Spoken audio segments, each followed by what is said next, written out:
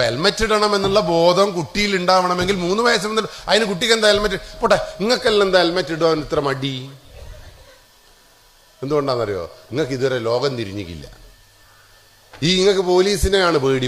നിങ്ങളെ തലേനല്ല പേടി. നിങ്ങൾക്ക് ഹെൽമെറ്റ് വെക്കേണ്ട എന്തിനാ നിങ്ങൾക്ക് ഇതുവരെ തിരിഞ്ഞിക്കില്ല. ഹെൽമെറ്റ് ഇവിടെ എന്തിനാ വെക്കുന്നത്? നിങ്ങൾ മക്കളെയും ഭാര്യയെല്ലാം കൂട്ടി ബൈക്കുമ്പോൾ പോക്കില്ലേ? പോക്കണ്ട. പോകുമ്പോൾ എപ്പോഴാണ് നിങ്ങൾ ബൈക്ക് ചവിട്ടി നിർത്തുക? പറഞ്ഞോളൂ. ഞാൻ വളവെന്ന് SI സാറെ കാണുമ്പോൾ നിങ്ങൾ ചവിട്ടിയാടെ നിർത്തും. എന്നിട്ട് SIനെ കുറിച്ച് പറഞ്ഞാൽ എന്താ? നിങ്ങൾ വളവിലുള്ള കുട്ടീൻ്റെ മുമ്പിന്ന് SIനെ ചീത്ത അറിയാ. ഇത് ചൊട്ടയിലെ ശീലം. കുട്ടി വിചാരിക്കുന്ന ഹെൽമെറ്റ് ഇടേണ്ടതല്ല, കാരണം പോലീസാണ് കള്ളൻ. ഓൻ കാരണമാണ് എൻ്റെ ബാപ്പക്ക് ഹെൽമെറ്റ് വെക്കാൻ പറ്റാത്തതെന്നുള്ള ചിന്ത കുട്ടിയുടെ മനസ്സിലുണ്ടാവും. പിന്നെ എങ്ങനെയാണ് നിങ്ങളെ മക്കൾ നന്നാവുക? നിങ്ങളെങ്ങനെ ഹെൽമെറ്റ് ഇടുക? അതുകൊണ്ട് സൂക്ഷിക്കണം. അവിടെ നിയമം അനുസരിച്ച് ഈ 18 വയസ്സിന് താഴെയുള്ള നിങ്ങളെ മക്കളെ കുറിച്ച് നിങ്ങൾ ഇത് മാത്രം മനസ്സിലാക്കിയാൽ മതി. 18 വയസ്സിന് താഴെയുള്ള മനുഷ്യന്റെ പേര് കുട്ടിന്നാ. ഓൻ കുട്ടിയാണ്.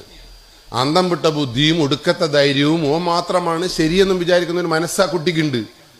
ആ കുട്ടിയെ തിരുത്താനും ശാസിക്കാനും ആർക്ക് കഴിയണം? 18 വയസ്സ് വരെ രക്ഷാകർത്താക്കൾക്ക് കഴിയണം എന്നാണ് നിയമം പറയുന്നത്. അപ്പൊ 18 വയസ്സുകാർ 17 വയസ്സുകാർ ഇതിൽ കൂടി ബൈക്ക് ഓടിച്ചിട്ടുണ്ടെങ്കിൽ അതിന്റെ ഉത്തരവാദി ഓനല്ല. ഓൻ ഓടിക്കുമെന്ന് തോന്നും. ഓന് തോന്നണ്ട ഒന്നും തോന്നൂല. തോന്നണ്ടാത്തതാണ് തോന്നുക. 18 വയസ്സ് വരെ ബൈക്ക് ഓടിക്കരുതെന്ന് പറഞ്ഞാൽ നിങ്ങളെ കുട്ടികൾ ചോദിക്കുന്നു, ഞാൻ ഓടിച്ചാൽ അന്തൂർക്കാരനെ ഓൻ ഓടിക്കുന്നില്ല, ഓ മറ്റവൻ ഓടിക്കുന്നു. പിന്നെ നിങ്ങൾ ഇങ്ങനെ ഉമ്മ എന്തെങ്കിലും പറഞ്ഞിട്ട് പറയും, നിങ്ങൾ ഞാളെ ഇടപെടണ്ട, മനസ്സിലായില്ലേ? ഞാളായിക്കോളും എന്ന് പറയുമ്പോൾ ഉമ്മ വിചാരിക്കും ആയിക്കോളും, പാവം തങ്കപ്പെട്ടെ. 18 വയസ്സ് വരെ കുട്ടിയെ നിയന്ത്രിക്കേണ്ടവൻ ബാപ്പയും ഉമ്മയുമാണെന്നുള്ള ബോധം ആദ്യം ഉണ്ടാവേണ്ടത് ആർക്കാ? ഉസ്താദ് പറയുന്നത് കേൾക്കാനും അനുസരിപ്പിക്കാനും രക്ഷാകർത്താക്കൾക്ക് കഴിഞ്ഞിട്ടില്ലെങ്കിൽ പിന്നെ എങ്ങനെയാ ആ മദ്രസ വിജയിക്കുക? സ്കൂളിൽ അധ്യാപകന് സപ്പോർട്ട് കൊടുത്തിട്ടില്ലെങ്കിൽ പിന്നെ എങ്ങനെയാ ഈ സ്കൂൾ ഇവിടെ നമ്മളെ സമൂഹം നന്നാവുക? പോലീസുകാരൻ നിയമം നടപ്പിലാക്കുമ്പോൾ പോലീസുകാരനെ സപ്പോർട്ട് ചെയ്തിട്ടില്ല എങ്കിൽ പിന്നെ എങ്ങനെയാണ് ഈ നാട് നന്നാവുക? അതുകൊണ്ടാണ് സന്തോഷ് ജോർജ് കുളങ്ങരയുടെ മറ്റൊരു വാചകമുണ്ട്. സന്തോഷ് ജോർജ് കുളങ്ങരയോട് ചോദിച്ചു, നിങ്ങൾ 150 രാജ്യങ്ങളിൽ സഞ്ചരിച്ചില്ലേ സന്തോഷേ?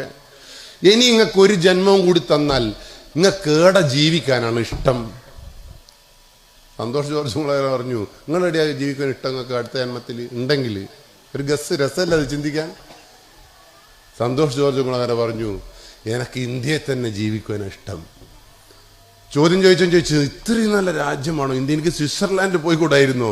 എനിക്ക് പിന്നെ തായ്ലൻഡിലും സിംഗപ്പൂരിലും പോയി കൂടായിരുന്നോ? ദുബായ് ഗംഭീര രാഷ്ട്രമല്ലേ എന്നെല്ലാം ചോദിച്ചപ്പോൾ ഇവൻ പറഞ്ഞു, ഒന്നും വേണ്ട, എനിക്ക് ഇന്ത്യ. എന്തുകൊണ്ടാണ് സന്തോഷ് ജോർജ് കുളങ്ങര നിങ്ങൾ ഇന്ത്യ സെലക്ട് ചെയ്തതെന്ന് വെച്ചപ്പോൾ സന്തോഷ് ജോർജ് കുളങ്ങര പറഞ്ഞൊരു മറുപടി ഉണ്ട്, ഇത്രയും ഉടായ്പായിട്ട് ജീവിക്കാൻ വേറൊരു രാജ്യത്തും കഴിയില്ല. ബാക്കി ഒരു രാജ്യത്ത് ഈ ഉടായ്പ നടക്കൂലല്ലോ. ആരെ വേണമെങ്കിലും ചീത്ത വിളിക്കാം, പോലീസ് എന്തെന്ന്, രാജ്യം എന്തെന്ന്, ഇങ്ങനെ ആരെ തരും. ഇനി വീട്ടിൽ തന്നെ എന്ത് പ്രശ്നം ഉണ്ടെങ്കിലും നിങ്ങൾക്ക് ഉണ്ടാക്കും. ശരിയല്ലേ? വേറെ ഒരു രാഷ്ട്രത്തും ഈ സോമാലിയയിൽ പോലും നടക്കൂല. പട്ടിണി പാവങ്ങൾ സോമാലിയയിൽ പോലും ശക്തമായ നിയമം ഉണ്ടെന്നാണ് പറയുന്നത്. അതുകൊണ്ട് സൂക്ഷിച്ചോളി നിങ്ങൾക്ക് അവിടെ ജീവിക്കാനട്ടോ.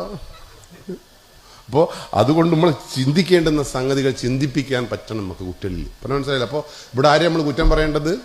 നിങ്ങൾ വന്നാൽ നന്നായിക്ക്. ഐറ്റലോട് പറഞ്ഞാൽ തിരിയൂല, കാരണം ഐറ്റൽ അന്തം വിട്ട് ഐറ്റലാണല്ലോ. ഐറ്റക്ക് ഒന്നും പറഞ്ഞാലും തിരിയൂല. തിരിയുമെന്ന് വിചാരിക്കുന്നവരാ നിങ്ങളാണ്. അതുകൊണ്ട് നിങ്ങൾ എന്ത് ചെയ്യണമെന്നറിയോ? ഇന്നു മുതൽ നമ്മൾ ഒന്നും കൂടി ഉഷാറാവണം. ഇവിടുത്തെ നിയമങ്ങൾ പഠിക്കാൻ ശ്രമിക്കണം. നിയമത്തിനനുസരിച്ച് നിങ്ങൾ ജീവിക്കണം.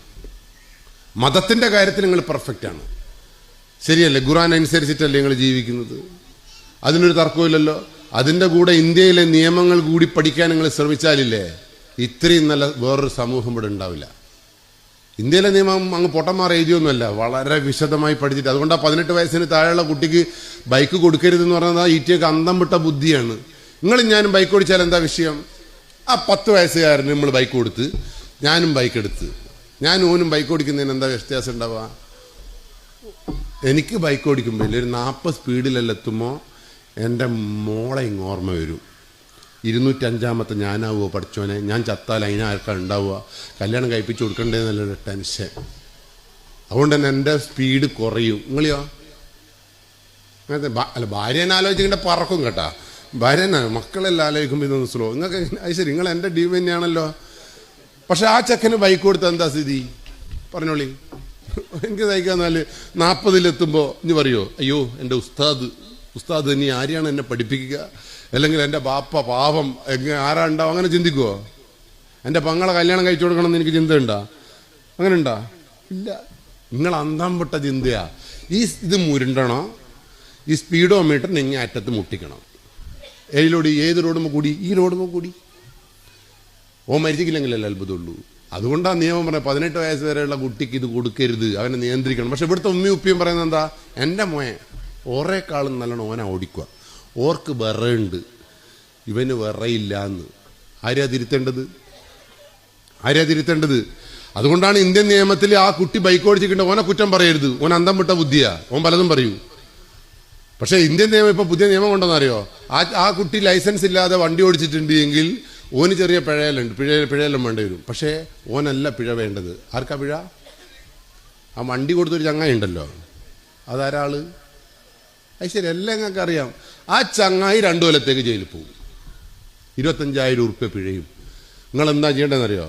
ലൈസൻസ് ഇല്ലാണ്ട് വണ്ടി ഓടിക്കണം കേട്ടാ, എന്നാലേ ബാപ്പ ജയിലിൽ പോകും. നിങ്ങൾക്ക് ബാപ്പേനെ കൊടുക്കാൻ ഏറ്റവും നല്ല മാർഗം ഏതാ? ഞാൻ നിങ്ങളെ സൈഡാണ്. അപ്പോൾ ഞാൻ നോന്നൊന്നും പറയില്ല, യേസ് ചെയ്യണം, നമുക്ക് എല്ലാ ബാപ്പേനും ജയിലിലാക്കണം, അനുഭവിക്കട്ടെ ഐറ്റുകൾ.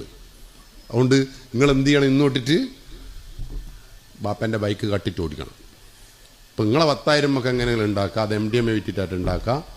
ബാപ്പ 25,000 ഉറുപ്പ്യ 2 കൊല്ലം ജയിലിൽ കിടക്കട്ടെ. ഈ ഒരു നിയമത്തെക്കുറിച്ച് ബോധം വേണ്ടേ?